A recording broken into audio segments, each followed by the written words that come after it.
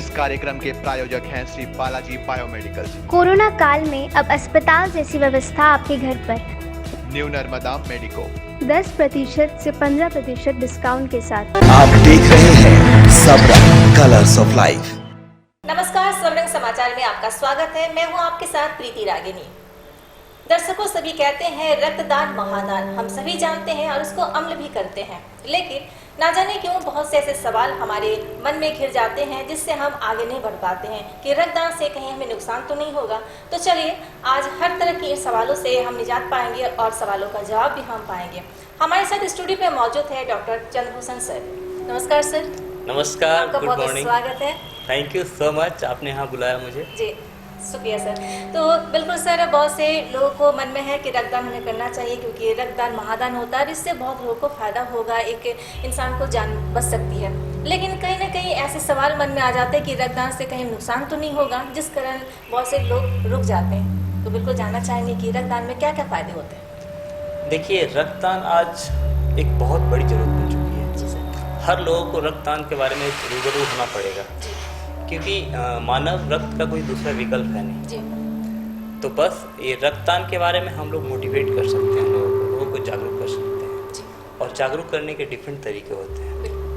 तो सबसे पहले मैं रक्तदान के कुछ बेनिफिट बताता हूँ, बिल्कुल सर। उसके बाद मैं डिस्कस करूँगा रक्तदान कौन कर सकते हैं। जी। फिर उसके बाद और भी जितने भी रिलेटेड तथ्य हैं सब शेयर करेंगे आपसे। जी, तो दर्शकों आप बने रहिए और हम जानते हैं कि रक्तदान के कौन कौन से फायदे हैं। रक्तदान बहुत ही बड़ा सब्जेक्ट है, बहुत ही जरूरत वाली सब्जेक्ट है। रक्तदान का सबसे पहला benefit sense of givingness. Sense of giving मतलब आपको लगा है कि मैं किसी के जान के लिए अपना कुछ दे रहा हूँ। ये सबसे बड़ा मेंटल सेटिस्फेक्शन मिलता है, साइकोलॉजिकल सेटिस्फेक्शन मिलता है। इसके अलावा बहुत सारे फायदे हैं। लाइक अगर आप रेगुलर ब्लड डोनेट करते हो तो आप में हार्ट अटैक का चांस 88% नॉर्मल पॉपुलेशन से कम हो जाती है। बहुत अच्छी बात है। हाँ, उसके अलावा आप में CVA सेरेब्रोवैस्कुलर एक्सीडेंट का चांस 70% के आसपास कम होती है। हाँ, इसके अलावा आप में बहुत सारे जो ब्लड कोलेस्ट्रॉल लेवल आपका हाई हो जाता है वो कम होता है।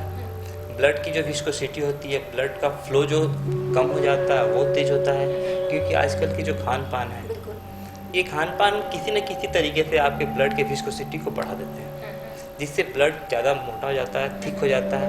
और अगर आप रेगुलर ब्लड डोनेट करते हो तो ब्लड की थिकनेस मेंटेन रहती है, विस्कोसिटी कम होती है, इसलिए रेट ऑफ फ्लो ब्लड का तेज़ी से होता है। धमनियों में ब्लड बहुत तेज़ी से अच्छे से फ्लो करती है और इससे स्ट्रोक होने की चांसेस कम हो जाती है। इसके अलावा आयरन ओवरलोड एक ऐसा कंडीशन होता है जिसमें ब्लड में आयरन की अधिकता हो जाती है, और ये कंडीशन आपको फ्री रेडिकल डैमेज करता है, टिश्यू के प्रीमेच्योर डैमेज करते हैं, आप में एजिंग दिखती है, आपके त्वचा जो है वो डल पड़ जाती है। तो इसके लिए अगर आप रेगुलर ब्लड डोनेट करते हैं तो आयरन ओवरलोड भी कम होती है। एक्स्ट्रा जो आयरन आपके ब्लड में हो जाते हैं वो वॉश आउट हो जाते हैं, और आप समझ सकते हैं कि गंदे खून जो आपको बॉडी में है वो वॉश आउट हो जाते हैं। और ये प्री कैंसरस कंडीशन से भी आपको, जिसे हम हीमोक्रोमेटोसिस कहते हैं, एक्स्ट्रा आयरन ओवरलोड को हीमोक्रोमेटोसिस कहते हैं, ये वैसे ऑर्गन में जाकर डिपॉजिट होते हैं जो आयरन मेटाबॉलिज्म में रिस्पॉन्सिबल होते हैं। लाइक लिवर में हो गए, आपके किडनी में हो गए, स्किन में भी हो जाते हैं। तो ये एक्स्ट्रा आयरन वॉश आउट होने से आप प्री कैंसरस कंडीशन, बहुत सारे कैंसर से आपको बचाव मिल जाता है। Like oesophageal cancer, colorectal carcinoma, lung carcinoma, बहुत सारे टाइप ऑफ स्किन कैंसर, ये सब चीज़ों से बहुत ज़्यादा आराम मिलती है हमें। और इसके अलावा अगर आप मोटापे में हैं तो मोटापे के लिए भी बहुत फ़ायदेमंद होता है। अगर आप जिम जा रहे हैं, रेगुलर वर्कआउट कर रहे हैं, तो उसका आपका ही मोटो सेम होता है, कैलोरी को बर्न करना। तो ब्लड डोनेशन भी कैलोरी बर्न करने का एक अच्छा तरीका है। इसके अलावा अगर आप रेगुलर ब्लड डोनेट कर रहे हैं तो ये सर्टिफिकेट, हम आपको सर्टिफिकेट दे रहे हैं, आपके ब्लड बैंक वाले सर्टिफिकेट दे रहे हैं कि आप फिजिकली बिल्कुल स्वस्थ हो। ओके, तो बहुत सारे फायदे हैं डॉक्टर साहब, हमें जाना है। हाँ, एक और फायदा है मैम, अगर आप रेगुलर ब्लड डोनेट कर रहे हो तो आपको ये पता चलता है कि बहुत सारे बीमारियां हैं जिसकी आपको स्क्रीनिंग हो जाती है।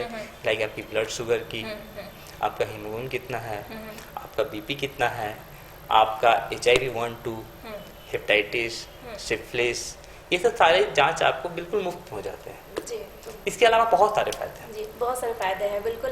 तो दर्शकों, आप जान रहे थे कि ब्लड डोनेशन से हमारे कौन कौन से फायदे हैं, तो बहुत ज़्यादा फायदे ही फायदे हैं। और अब तो आपने सोच भी लिया होगा कि आपको ब्लड डोनेट करना है, लेकिन अब सवाल एक और भी आ जाती है कि किस उम्र के बाद हमें ब्लड डोनेट करना चाहिए। एक अहम सवाल है कि किस उम्र के बाद हम परिपक्व हो जाते हैं कि हम अब ब्लड डोनेट करने के सक्षम हैं। कोरोना काल में अब अस्पताल जैसी व्यवस्था आपके घर पर। खास मेडिकल इक्विपमेंट की रेंटल सुविधा देते हैं हम हैं Shri Balaji biomedicals, peace road behind BIT extension, Lalpur, Ranchi. Call 9204850001/02/03/04। Email sbbm17@gmail.com। New Narmada medico 10% से 15% डिस्काउंट के साथ सभी प्रकार की दवाइयाँ और सर्जिकल आइटम उपलब्ध। सेवा समय सुबह 6:30 बजे से रात्रि 12 बजे तक। होम डिलीवरी 40 रुपये प्रति 10 kilometre. Address MG road, Ranchi, Jharkhand. देखिए, एक इंटरनेशनल गाइडलाइन है जिसमें 18 साल से ऊपर के बच्चे, और अगर आप रेगुलर ब्लड डोनर हैं तो आप 60 साल तक ब्लड डोनेट कर सकते हैं। अच्छा। हाँ, और अगर आप रेगुलर ब्लड डोनेट करते हैं तो 1-2 साल हम लोग एक्स्ट्रा भी ले सकते हैं। अच्छा। हाँ, तो उम्र है और वेट है, वजन, जैसे कि कम से कम वजन आपका 45 kg होना चाहिए ब्लड डोनेट करने के लिए। ओके। उससे कम वजन में हम लोग ब्लड नहीं ले सकते हैं। 18 साल की जो उम्र सीमा तय की गई है, और ये भी आपका फिजिकल स्टेटस को देख कर तय किया गया है। बिल्कुल।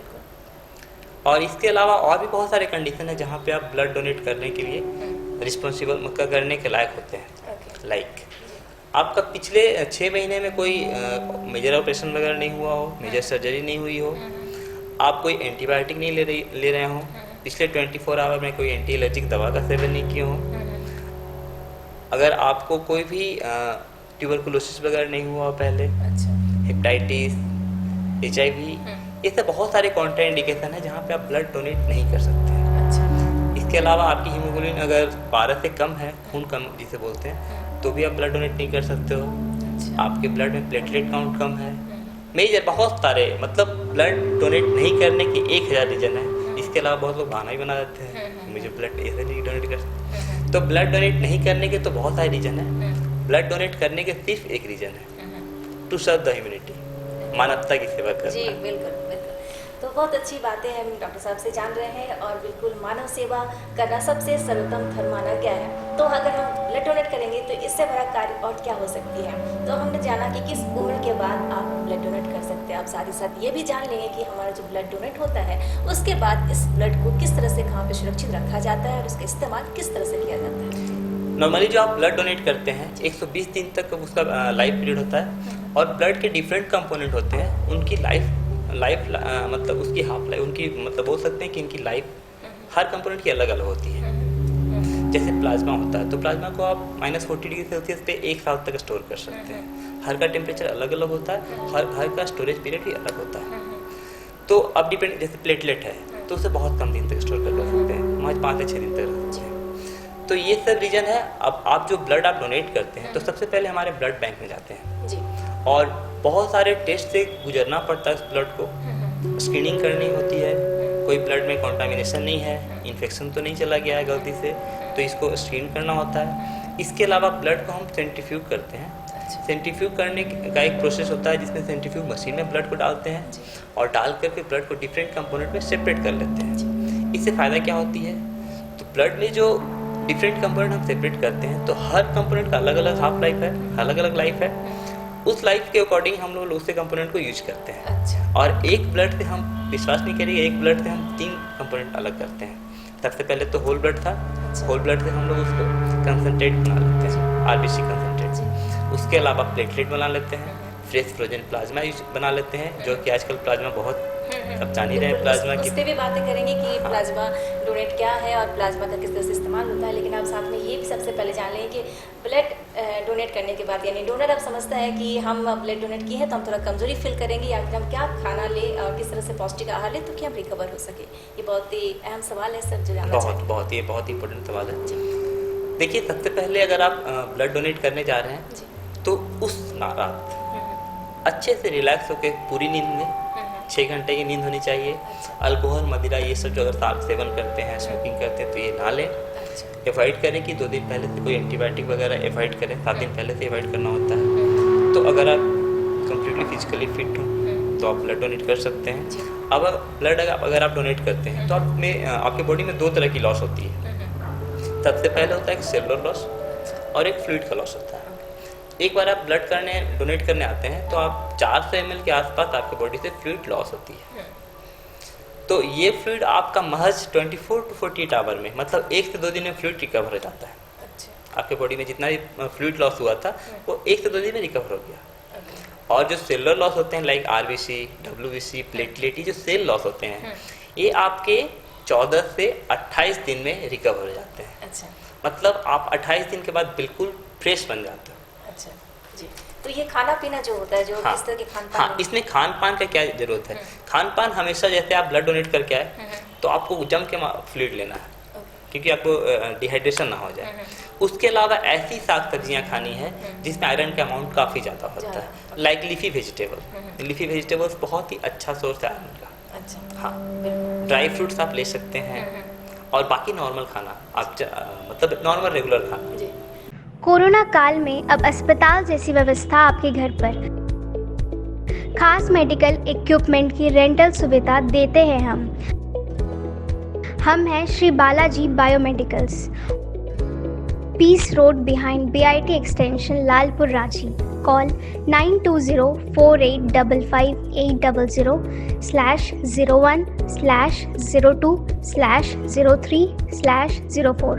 Email sbbm17@gmail.com। New Narmada medico 10% से 15% डिस्काउंट के साथ सभी प्रकार की दवाइयाँ और सर्जिकल आइटम उपलब्ध। सेवा समय सुबह 6:30 बजे से रात्रि 12 बजे तक। होम डिलीवरी 40 रुपये प्रति 10 kilometre. Address MG road, Ranchi, Jharkhand. दमदार निर्माण का भरोसा, लाल स्टील TMT बार्स, हर निर्माण के लिए उपयोग। लाल स्टील TMT बार्स, रिश्ता मजबूती का। बिल्कुल। तो बहुत ही अच्छी बातें हमें मिल रही है और बहुत अच्छा लग रहा है। और अब तो वाकई में आप सभी दर्शकों ने ये जान भी लिया होगा कि हम ब्लड डोनेट के बाद क्या क्या खाएं और खुद को रिकवर कर ले, ताकि दूसरी बार फिर से हम ब्लड डोनेट करने के काबिल बन जाएं। साथ ही साथ एक अहम सवाल आ जाता है कि अभी कोरोना वायरस आने के बाद से एक बहुत ज़्यादा सुनने को मिल रहा है प्लाज्मा डोनेट। तो बिल्कुल हम जानना चाहेंगे कि प्लाज्मा डोनेट होता क्या है और इसका इस्तेमाल कैसे किया जा रहा है। प्लाज्मा को भी आप ब्लड का एक कंपोनेंट ही कंसिडर कर सकते हैं। अच्छा। प्लाज्मा ब्लड में 55% प्लाज्मा होता है और 45% सेलुलर कंपोनेंट होते हैं। प्लाज्मा एक फ्लूइड का कंपोनेंट है जिसमें प्लाज्मा प्रोटीन्स होते हैं और यही प्लाज्मा प्रोटीन जो कि एंटीबॉडी होता है, यही प्लाज्मा प्रोटीन को हम लोग यूज करते हैं कोरोना वायरस के लिए। प्लाज्मा डोनेशन जो चल रहा है ये बहुत ही पुराना चीज़ है। तो ये ऐसा नहीं कि अभी रिसेंटली इसका इन्वेंशन हुआ है। पहले से एक पुरानी पद्धति है जिसका अभी खास तौर पे इस्तेमाल किया जा रहा है। हाँ, लगभग 120 साल पहले जर्मनी में इसका निजात किया गया था। अच्छा। जर्मनी के एक फिजिशियन है, उन्होंने इस पद्धति का निजात किया था और उस समय से स्टार्ट हुई थी जब कोई वैक्सीन नहीं था, हमारे यहाँ प्रॉपर एंटीबायोटिक नहीं थे, प्रॉपर दवाएं नहीं थी। तो अलग अलग बीमारियों के लिए प्लाज्मा डोनेशन, प्लाज्मा थेरेपी का यूज किया जाता था। अच्छा। जैसे गुलियन बैरे सिंड्रोम है, GBS जिसे हम लोग बोलते हैं, और भी सार्स जो पैंडेमिक हुआ था, इस कंडीशन में हम प्लाज्मा थेरेपी यूज किया गया था। अच्छा। तो बिल्कुल हम ये भी चीज़ जान ली कि प्लाज्मा डोनेट क्या होता है, इससे क्या क्या फ़ायदे होते हैं। अब साथ में ये जानना चाहेंगे सर कि झारखंड जैसे शहर में यहाँ के लोगों में क्या रुझान है ब्लड डोनेशन को लेकर और प्लाज्मा डोनेट को लेकर? झारखंड के लोग काफ़ी अच्छे हैं जी। झारखंड की सरकार काफ़ी अच्छी है। सबका सिर्फ एक मोटो है कि झारखंड में रक्तदान की कमी ना हो, झारखंड में प्लाज्मा डोनेशन अच्छे से हो। आज कोरोना के वैश्विक महामारी में जहाँ आप देख रहे हैं प्लाज्मा की बहुत कमी हो रही है, जहाँ पे अभी दिल्ली से सबसे पहले दिल्ली के मैक्स हॉस्पिटल में प्लाज्मा थेरेपी स्टार्ट किया गया था। तो लोग सोच रहे थे कि प्लाज्मा थेरेपी कैसे वर्क करती है, तो ICMR अभी अलाउ कर रहा है धीरे धीरे बाकी सारे स्टेट में, आंध्रा में, हैदराबाद, ये सारे जगह पे धीरे धीरे प्लाज्मा थेरेपी स्टार्ट हो गया। हमारे भी झारखंड में अभी कुछ दिन पहले ही स्टार्ट हुई है प्लाज्मा थेरेपी। और जैसा देखा गया है प्लाज्मा थेरेपी में बहुत ज़्यादा फायदे हो रहे हैं। बहुत सारे क्रिटिकल पेशेंट थे जो बिल्कुल रिकवर नहीं कर रहे थे, प्लाज्मा थेरेपी उन पर अच्छा काम किया है और लोग रिकवर होकर घर जा रहे हैं। तो आज एक बहुत ही अच्छा सोर्स बन गया है प्लाज्मा थेरेपी जी। और आप इसे विश्वास कर सकते हैं, लोग जागरूक हो रहे हैं प्लाज्मा थेरेपी के लिए। जब तक वैक्सीन नहीं आ जाए कोरोना का तब तक हम लोग इस पर डिपेंडेंट हो सकते हैं जी। तो बहुत ही अच्छा एक निजात हमें मिला है। फिलहाल अभी इससे हम निपट के अपने कार्य क्षेत्र में आगे बढ़ सकते हैं और रिलैक्स रह सकते हैं। दूसरी बात आपने पूछी थी झारखंड में लोगों का रुझान कैसा है।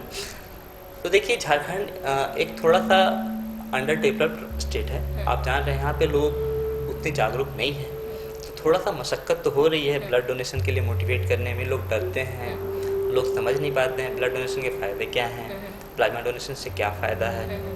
तो आज जागरूक करने का ज़रूरत है।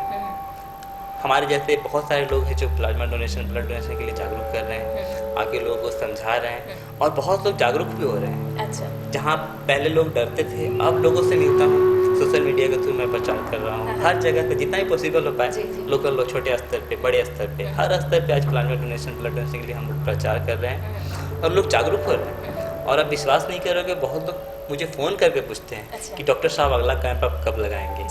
ये वर्ड काफ़ी अच्छा लगता है सुनकर। जी, बहुत ही अच्छी बात है। बिल्कुल। तो अभी जो प्रयास चल रही है उससे हमारे झारखंड वासियों को भी फायदा हो रहा है और झारखंड वासी इस देखते हुए खुद को अपने इस जागरूकता में शामिल करना चाहते हैं। एक आम नागरिक के तौर पे भी आप सहयोग कर सकते हैं, जो कि झारखंड में देखने को मिलता है। तो बिल्कुल ये बहुत ही अच्छी पहल है। ब्लड डोनेशन और प्लाज्मा डोनेट के बारे में बहुत सारी बातें जानी हैं। अब डॉक्टर साहब आपसे अब ये जानना चाहेंगे एक अहम सवाल कि आप एक डॉक्टर होने के नाते आज की जो हमारी दिनचर्या है, आज का जो हमारी व्यस्तता है, इस बीच खुद को स्वस्थ रखें, निरोग रखें और साथ ही साथ अभी कोरोना वायरस का जो इफेक्ट है उससे थोड़ी से बचाव के लिए कुछ अहम सुझाव आप हमारे दर्शकों के लिए बताएं। सबसे पहले आप स्वस्थ रहिए, सोशल डिस्टेंसिंग को फॉलो कीजिए और सोशल गैदरिंग को अवॉइड कीजिए। जितना हो सके अपने घर में बुजुर्ग और बच्चे हैं उनका एक्स्ट्रा केयर कीजिए। जो लोग थोड़े इम्यूनो कॉम्प्रोमाइज्ड हैं, जो लोग थोड़े से वीक हैं, जिनको थोड़ी सी आनुवंशिक बीमारियां हैं या फिर जो लोग बहुत जिनका इम्यूनिटी कमज़ोर है, उन्हें थोड़ा एक्स्ट्रा केयर करने की ज़रूरत होती है। और ऐसे लोगों को फैमिली वाले भी ध्यान दें कि सामने वाले अगर कमज़ोर हैं तो उनका आपको एक्स्ट्रा केयर करना है। कोरोना ऐसी बीमारी है जिसमें अगर आपकी इम्यूनिटी स्ट्रांग है तो आप एसिम्प्टोमेटिक रहेंगे, आपको कुछ नहीं होगा। मगर जो लोग इम्यूनो कॉम्प्रोमाइज हैं उन्हें दिक्कत हो सकती है। तो अभी वक्त है सूझबूझ से काम लेने की। अनएवॉइडेबल काम रहे, इमरजेंसी रहता तो आपको जाना है, उसके लिए आप प्रॉपर मास्क यूज करें। N95 मास्क रहे आपके साथ में। एक दूसरे से मिले तो कम से कम 6 फीट का डिस्टेंस हो एक दूसरे से। हैंड शेक को अवॉइड कीजिए, नमस्ते को अपनाइए जो कि हमारी कल्चर रही है। और इसके अलावा बाकी सब नॉर्मल जो गाइडलाइंस हैं यूज कीजिए। बिल्कुल। Thank you so much doctor साहब कि आपने बहुत ही अहम और बहुत अच्छी बातों से हमें आगे लाइफ को चलने के लिए सुझाव दिया है। बहुत बहुत शुक्रिया। तो दर्शकों, हमने बात की ब्लड डोनेट की, प्लाज्मा डोनेट की, ढेर सारी बातें, और साथ ही साथ हमने जाना कि इम्यूनिटी सिस्टम अगर हमारी तंदुरुस्त रहेगी तो चाहे कोरोना हो, चाहे फिर और भी कोई भी बीमारी हो, हम उससे लड़ सकते हैं और उससे जीत भी सकते हैं। बिल्कुल सही बात है। तो बिल्कुल आज की इस एपिसोड की जितनी सारी बातें हुई है, इससे आप सभी को बहुत बहुत फ़ायदा होगा। आपका बहुत बहुत शुक्रिया sir. Thank you so much ma'am. सारे झारखंड के लोगों से आग्रह है, अनुरोध है कि आप लोग आगे भी आएँ और रक्तदान करें। अपने राज्य, अपने समाज, अपने सोसाइटी, अपने गरीब लोगों और जो भी लोग आज कोरोना से लड़ रहे हैं उनमें से उनका सहयोग दें। Thank you so much. नमस्कार। तो दर्शकों, आज का विषय था ब्लड डोनेट, प्लाज्मा डोनेट और बहुत सारी अहम बातों से हमने जाना और समझा। तो बिल्कुल आप भी इन बातों को अमल करते हुए अपने दिनचर्या में खुश होकर आगे बढ़ते रहें। अगले एपिसोड में बहुत जल्द मिलते हैं नए विषय के साथ। तब तक आप देखते रहिए सब रंग समाचार। नमस्कार।